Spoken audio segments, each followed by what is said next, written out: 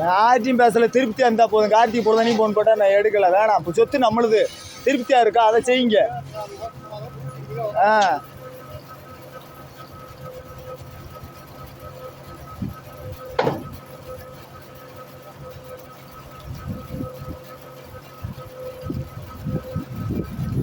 என்னாச்சு, எங்களுக்கு எவ்வளவோ இருக்கும்போது எங்களுக்கு சந்தோஷமா இருக்கும். ஒரு இஞ்சி தண்ணி அடைச்சா போதுன்ற எண்ணத்துல நாங்க வந்தோம்.